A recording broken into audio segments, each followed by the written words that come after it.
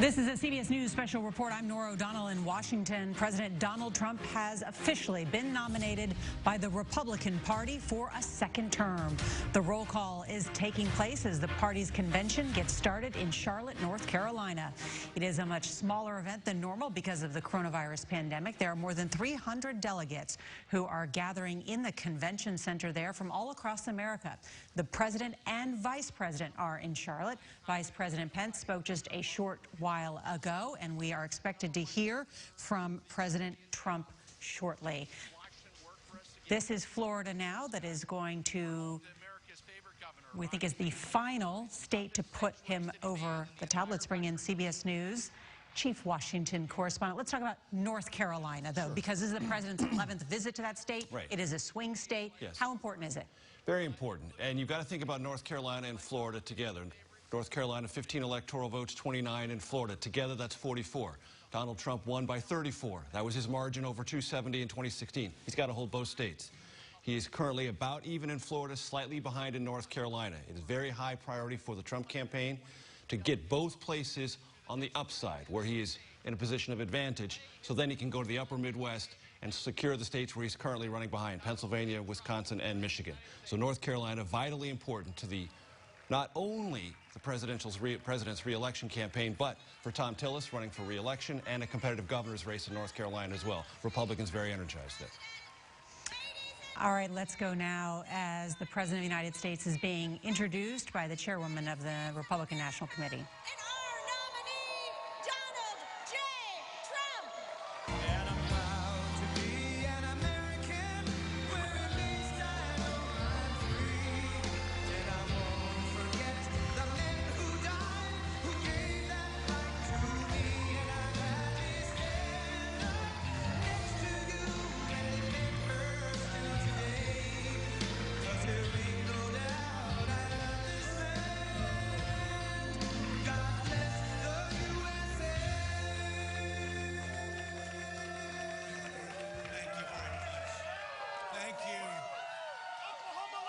Thank you very much.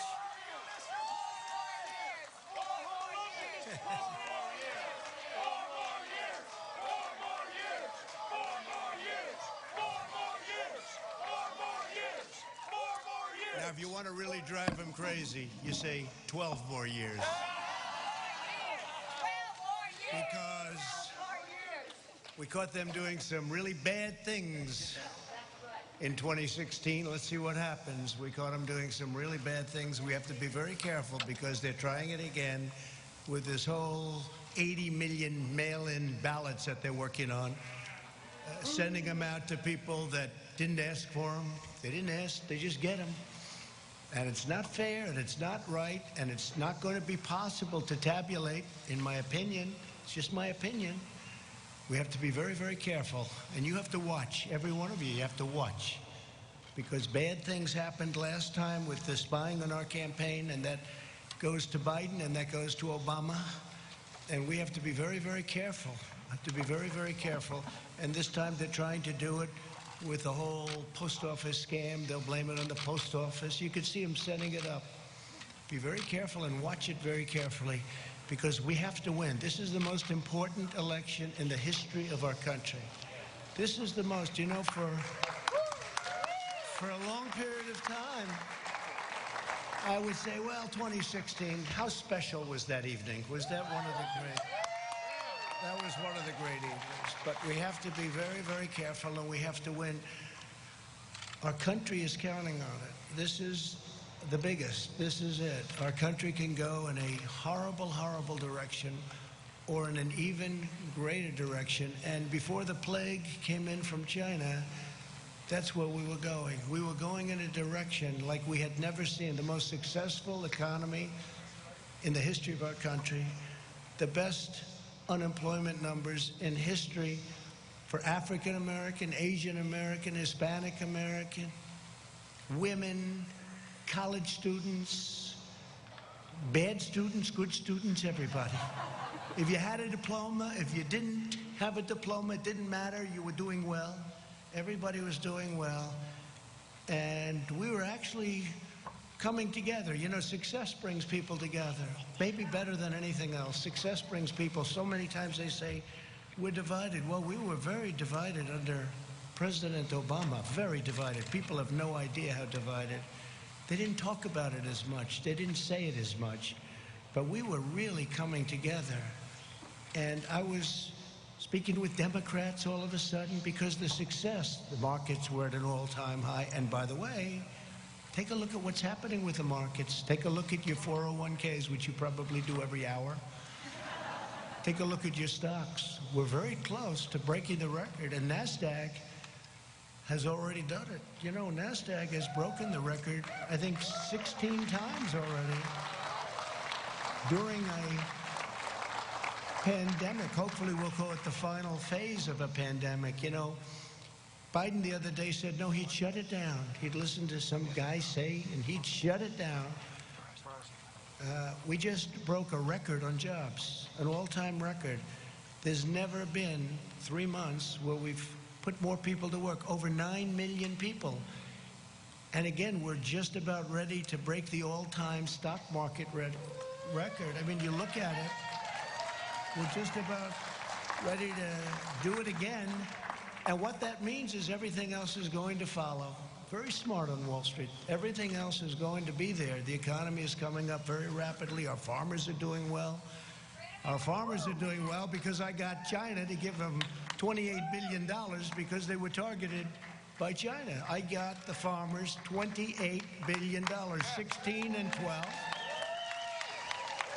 That's why. So in spite of the pandemic, and our farmers did a great job in supplying food and all of the difficulties during this period of time, but we're getting ready to do things like nobody's ever seen before. But the best way to bring unity is success. Success brings unity, and we were there, and then we got hit with the plague. But we won't forget that. I just want to thank the people of North Carolina because, to be honest with you, I felt an obligation to be here. You have a governor who's in a total shutdown mood. I guarantee on November 4th, it'll all open up. It'll be fine, like most other states. On November 4th, you know, these Democrat governors, they love shutdown until after the election's over because they want to make our numbers look as bad as possible for the economy. But our numbers are looking so good. And frankly, I used to say a V, and people would say, well, maybe not. I don't think so. Some would say, no way. We have a super V. You're right. It's now looking like it's a super V. Our automobile numbers are incredible, both used cars and brand new cars. Our manufacturing numbers are incredible. We're putting a lot of manufacturing jobs to work that the previous administration said you'd need a magic wand. You'd need a magic wand for manufacturing jobs. I don't think so. I guess we had the magic wand, that's all. But we're putting them, again, we're putting them back. We're bringing them back. But think of your life just prior to the plague coming in. It was the best it's ever been. Your state had the best numbers they've ever had by far. And we had the best employment numbers also. We were up to 160 million jobs. We were never anywhere near that. And then we had to shut it down. We saved millions and millions of lives. We learned the enemy. We learned all about the invisible enemy, how it affects really people that are older, especially older people, the elderly, but older people with problems with heart, with diabetes, with other problems. And we learned, and most of the country is right now doing very, very well. They've done an incredible job. And to have a man sitting on television the other day say, oh, I'd shut it down. Oh, I'd shut it down. Like it's easy, shut it down. And by the way, when you shut it down, and we did the exact right thing, we shut it down, then we reopened, and that's what we're doing now. We're well into it. But if we didn't shut it down at that point, we would have had millions of people dead. Millions of people. You see the numbers. The job that Mike Pence and the task force and all of us together have done has been incredible, what we've done, what we've achieved, whether it's ventilators, whether it's supplying equipment to governors that were totally ill-prepared. Many of the governors were totally ill-prepared. Nobody wants to say that, but it's supposed to work that way. Federalist, it's supposed to work that way. The governors are supposed to do it. Many of them did a fine job, and many of them came back well. but most of them didn't have the equipment that they should have had. Few of them had the ventilators, which are very, very complex machines and hard to make and hard to manufacture and expensive. And we're right now making thousands of ventilators a month, and we're sending them. We have all we can use.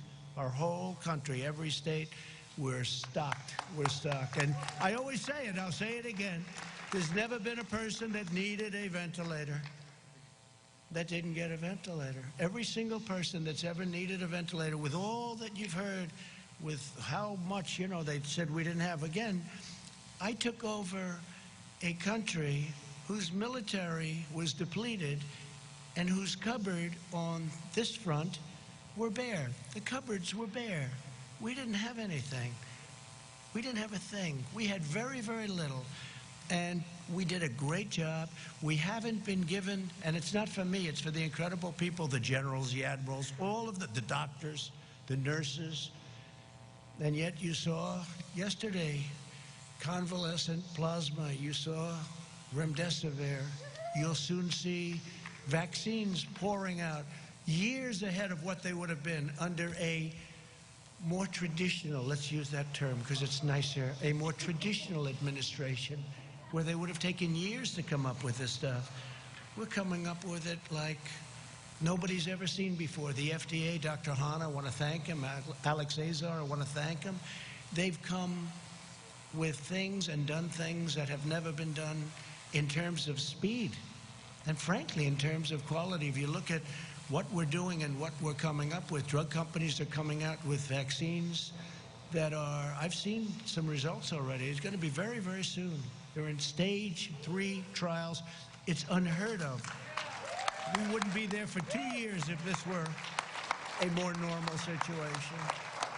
So I just want to thank everybody for being here. And again, I felt an obligation to come to North Carolina. It's been a place that that's been very good to me. You know, we won a lot of victories here. I haven't been doing this that long, but I won every chance I had in North Carolina. I even stole a great chief of staff, Mark Meadows, right? I stole him from North Carolina.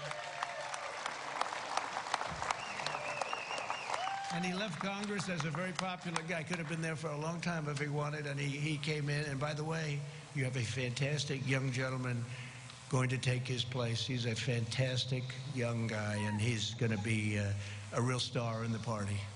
He's going to be a real star in the party. So I just want to thank everybody from North Carolina. And I do want to show a little bit of a difference, because another state that's been very good to me is Wisconsin. And Joe Biden was going to have their convention in Milwaukee, and they didn't go there at all. They didn't do this. We did this out of respect for your state. We didn't do this for any other reason other than respect for the state of North Carolina, because we said we wanted to hold our convention in North Carolina, and I think you're going to remember that, frankly, on November 3rd. We wanted to hold our convention in North Carolina. So I did that out of respect. And if you had a governor that would have let us have some people, he actually told me this. We had an arena that holds 19,000 people. It was totally jammed, sold out. Every hotel was full, everything. And I called him. He said, but we have a shutdown going on. And according to the rules and regulations, now this is 19,000. He did say it. I don't think he'll deny it. But he said, according to the rules and regulations, the most people you're allowed to have in that room, meaning that arena, he viewed it as a room, is 10 people. I say, so Governor, so I'm at 19,000, you're at 10. Can we work something in the middle? And it didn't sound too good. So we really had no choice. It was a terrible thing, but I felt so badly because you could have, I mean, economic development money, all of the things that happened.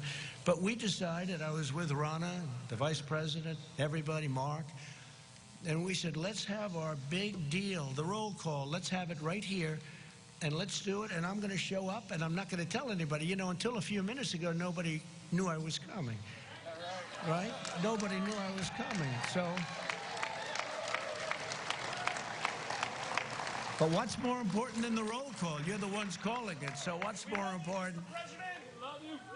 So, and I have to tell you, you know, we're going to do a lot of things. I'm just going to go over very briefly because we're going to make a speech on Thursday night. I hope you're all going to be listening. I hope,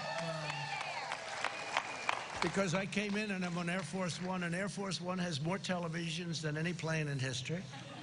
They've got them in closets. They've got them on ceilings, floors. They've got more television. You can't escape a television. And I turned to CNN, and they didn't have this. They weren't having it. Can you believe it? They didn't have it. No, CNN didn't have our roll call. Then I turned to MSDNC, as I call it. MSDNC, which is truly, it is a branch of the Democrats. It's right. It's a, I wouldn't say fully owned corporation, but it's certainly a fully controlled, or they control them. Nobody really knows who's controlling who. But, you know, they had it on television. I remember watching it, and it was interesting. You know, you see the different states, and we say this, and we say that. The great state of Alaska, the great state of Alabama, the great state of North Carolina, the great state of all of them. And it's very interesting to me. They had theirs on, but they didn't show it. Instead, they're showing the scam because they're trying to show the post office so that when their whole mail-in thing fizzles, they'll try blaming it on the post office. Okay, so they're showing these hearings that are very boring, actually. And they're not showing this either. They weren't showing this. And Fox had it on, but unfortunately Fox wasn't showing it too much because they had the announcers talking. I said, I want to hear what they're saying. The delegates, I want to hear what they're saying. So I think we had to switch over to C-SPAN or to OAN or somebody. But I wanted to hear them. But I can promise you, a few things. Number one, we will not be taking the word God out of the Pledge of Allegiance, okay?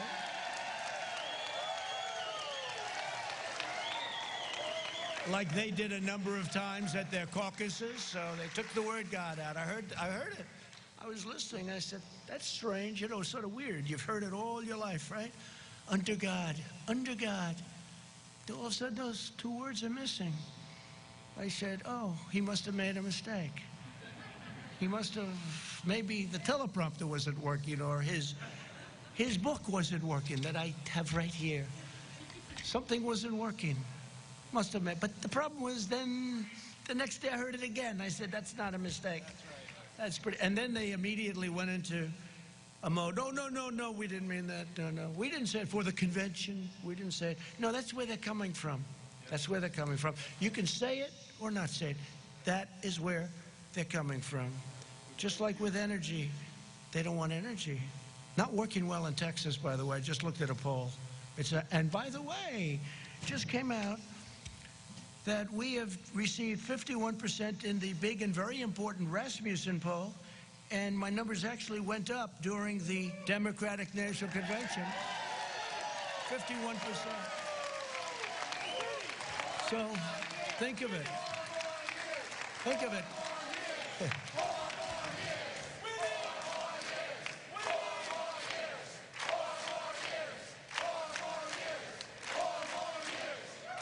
Thank you. I love the state. I like this place, and you're from all over the place, but this has been a good one for me. No, but think of it. So we're at 51% in Rasmussen. Do you read about it? Do you hear about it? You don't hear about it. They give you these suppression polls where they do registered voters instead of most likely. It's supposed to be likely. In other words, how about you? You're likely to vote. But how about you? You're registered, but I'm not voting. But see, under their plan, where they send these ballots, you don't have to want to vote. You get the ballot, and then they have harvesting. They get guys to go, do you want to vote? No, not really, but I have a ballot. All right, good. Who's it for? Sleepy Joe Biden. I'll put it here, son. Okay, could I have it? And they'll take it. In fact, harvesting is illegal in your state. They wanted to put a Republican, fine man, a pastor, they wanted to put him in jail because he harvested. Now they want to make harvesting legal all of a sudden. They'll put him in jail as a Republican, right? If he was a Democrat, they wouldn't even be thinking about it. In California, they do the same thing. No repercussion. In North Carolina, you had a fine pastor, a fine man, and they got him on harvesting. They wanted to put him in jail. And now they want to make it all so that everybody can harvest. because they know it's not a good thing. So people that don't want to vote are going to be sitting there. They'll be making them, if you talk about 80 million ballots, it's 80 million, could even be higher than that. I used to say 51 million, now it's 80 million. They said, sir, you're a little obsolete with the 51. I said, all right, what is it? 80. I said, 80? How is it possible to think of it? They'll be sending them, they'll be dumping them in neighborhoods, there'll be people are going to be picking them up, they'll be bribing, they'll be paying off people to grab some. This is going to be one of the greatest scams, and it's common sense. This has nothing to do with politics. It's common sense. Anybody, you don't have to know politics. They're going to mail out 80 million ballots. It's impossible. They have no idea. Who's mailing them? Mostly Democrat states and Democrat governors.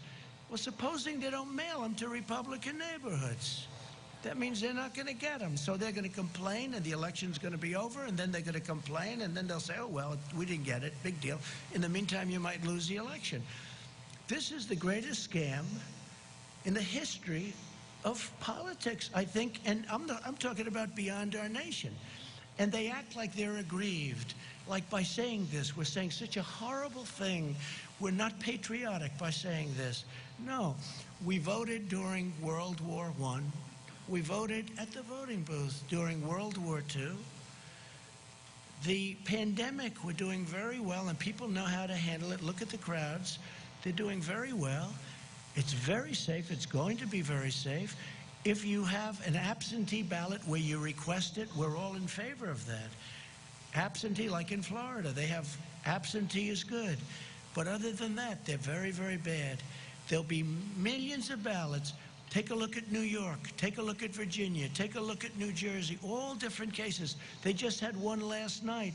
Now they're thinking about recalling certain elections that took place with mail-in. And these are small little elections that are locally based, that are easy to run. Not millions, but thousands of ballots. Thousands. Hundreds of ballots. But these are small, and they can't control it. They said 23% of the ballots were defective. What does defective mean? It means fraud.